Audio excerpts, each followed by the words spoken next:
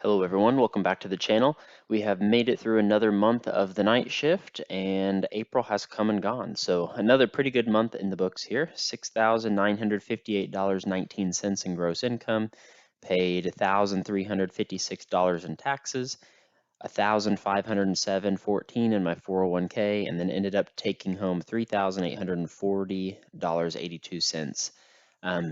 Yeah, pretty great month. Almost tied as what I did last month. Had maybe slightly less hours, maybe 2 hours less than what I had last month. So it's actually quite a bit. It's probably 65 hours a week, I'd say, which sounds like it's pretty bad, but honestly, so I do not sleep very good on third shift, I've learned. When the sun comes up at 7, 8 o'clock in the morning, I have a really hard time going to sleep. And then at 8 or 9 o'clock at night when I need to go to work, I'm super tired. So once I get like adjusted, it maybe takes me a week or week and a half to actually get somewhat adjusted to staying up all night and sleeping a little bit during the day. But the weekends are tough because I have a fiance at home and family and stuff around. So on the weekends, if I want to see anybody, then I need to switch my schedule back to normal day shift, and then switch it back again on Sunday to go in for another week of work. So what I've been doing, and the way I've been getting so much overtime, is essentially production is running late and they go run into the weekends, and then I volunteer for the weekend and just work 7 days in a row, which actually works really well for me since I don't ever have to switch my sleep schedule. But it's quite a bit of work. So that's 2 months in a row now that I've worked every weekend. And then I've been coming in early a little bit as well. Maybe 4 hours here and there, a couple days a week, just whenever they need me. So yeah, so I'd still like to have a month where I cross 8,000. I think that would be pretty tough. I'd basically have to come in early every single day throughout the week, and then maybe stay late on the weekend one day. But fiance's income was pretty much the same. Hers is never going to change. It's just 3,091. She gets paid one time a month, so no changes there. Nothing for rental income, and then nothing for other income either. So total gross income was just under 10,000, or sorry, just over 10,000, just under what we made last month. And then our take-home pay was just $30 less than last month too. So that's pretty good. If we can keep averaging 10,000 a month, we may break $100,000 in gross income without any other income here. So don't know if I achieved any milestones. I'm really doing good for the year. So we're 4 months in, so we're one third of the way there. So I'm on pace to make about 77,000. So I would really like to clear 80,000. Comparing it to last year, this is phenomenal, but I'd really like to break 80,000. So I need to start just getting a couple more hours here, a couple more hours there, and then I think I'll be able to do it. And I really had a rough month in February too, so didn't work a whole lot of overtime in February. So I think I can do it. I think I can break the $80,000 mark. 401k is also doing really good. I'm already not quite a fourth of the way there. Well, a little over a fourth of the way there to maxing out my 401k. I think it's 18,500 right now. And then, yep, fiance's on pace to max out her 403b, just like I am. And then same with her health savings account as well. So we'll jump right into our net worth. And so some things changed since last month. So the house with the green kitchen tile and then the purple shag carpets, wallpaper in every room. You'll love this white carpet in the upstairs bathroom. So white carpet around the toilets. We submitted an offer. So it was listed at like 265. We offered 230. They came down to 250. We offered 240, and then they countered at 245, and we accepted at 245. So I'm going to go ahead and put house number 4 in at 245. And I'm in a weird situation. It's technically like May the 2nd as I'm recording this, and we go to closing on May the 4th. So we're 2 days away, but they've already taken the money from my checkings account for the down payment. I already, our closing disclosure statement's already completely finalized. So I'm going to go ahead. include house number 4 into the net worth tracking template, just for simplicity, because I would have to add back in stuff from my checkings account, and things would just get pretty complicated. So I'm going to assume we're 2 days into the future, and it's technically May the 4th, but house number 3, we still have. We've had a lot of showings. We had a few low ball offers, but I think it's just patience. We had some in like the 200, 210, just a little bit too low. Just people looking for a good deal, so I can't blame them. But we're fine. The fiance and I are fine to be patient, and hopefully look for something 240 or above. 240 to 250 would be good. Truck is 30,000 still. There we go. 9,750 on the Honda Fit. And then wealth management account is down to 17,286. Yeah, I don't know what to say about that, honestly, but Fundrise went up to $1,014. So I don't know if it's a dividend or it's weird. I'll log into Fundrise and then it'll just be 1,014. It doesn't go down, it doesn't go up. Whenever it goes up, it's like $7. So not sure. It seems to me like it's kind of like owning like a money market or like a CD or something that pays you dividends, or it's like every couple months you'll get a dividend, and it just adds the dividend to your account. So health saving account, just put in that $333 again, so it's $1,665.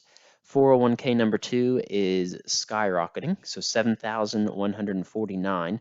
Just piling money in there, which is awesome. So it looks like we're going to jump back for a second. I put in 5,608, and it's already at 7,149. Some of that is the employer match, but a lot of that's growth too. So I have this 401k account. It's with Fidelity, and I've went through. My employer had maybe 23 different mutual funds to pick from. There was one clear winner. It was Fidelity Growth Co-K. I think the ticker is FGCKX, is what it is. So it was by far the clear winner compared to everything else that I had to pick there. So I've just done 100% of my 401k into that Fidelity Growth Co-K fund, FGCKX, which it's been doing phenomenal. So I'm going to keep putting it in there, and mainly too, I'm not super diversified in this one account, mainly because of my options. There's not really any value, good value stocks in there. There's not really any what are they called? A growth in income. There's no small cap. There's hardly any medium cap funds. So Fidelity Growth Co-K is a large cap growth fund. So I'm just 100% into that. There's not really any other options in there. So E-Trade is up to 3,196. So my Dick's Sporting Goods stock is doing good. The 2 mutual funds that I purchased in there, they're doing okay. They're not doing as good as the Fidelity Growth Co-K fund, but they are, they're closely behind there. But Dick's Sporting Goods is by far taking the lead on everything. So. And then my fiance's 403b is at 9,613. Hers is 100% S&P 500 index. So she has a ton of options in hers, and so that is actually on my to-do list. She has 273 different options in her 401k, 403b that she can pick from. So it's a little overwhelming to start to go through all of that, but that is on my list whenever we get moved into house number 4 here. I'll go through those and then kind of reallocate some things. But right now it's 100% S&P 500 index. Truck is currently at minus 13,885. And then house number 4, which I need to populate to the left there, is 195,000 even, I'm pretty sure. And then I'll put house number 4 here. Okay. And then house number 3 is at, let's see here, $149,712. So it looks like a lot of debt right now. A lot of this, everything but 13,000 is on 30-year fixed rate mortgages. and backed by houses. So not super worried. If I compare the value, so 475,000 in value. So I have 100 and I don't know 125,000 roughly in equity between these two houses. So I guess that's like a 66 to 70 percent debt to equity ratio. So 30% equity, 70% debt. So not too bad, honestly. Not enough to be concerned about, I guess, from my perspective, with my current situation. So I will probably start knocking out the truck here pretty soon. Again, I'm just gonna get closed on May the 4th here, and then yeah, we'll probably turn our attentions on that. And I just like I said last month, I will probably be taking house number three's equity, putting it towards the truck, paying the truck off, and then taking the rest of the equity and probably paying down house number four here. So, but as you can probably guess, to buy a $245,000 house and put 20% down, I had to put about $50,000 down. So it was actually $48,187, which has already been taken from my account. So I am currently left with $11,798.62 in cash. And then fiance's account is at $7,681, and then still have the $1,000 in checkings account here. So yeah, so overall, ended the month with $216,556. So pretty good month overall, $8,000 increase. It looks like I am $24,889 ahead of my goal pace of becoming a millionaire by 30. So these last 3 months here had a lot going on.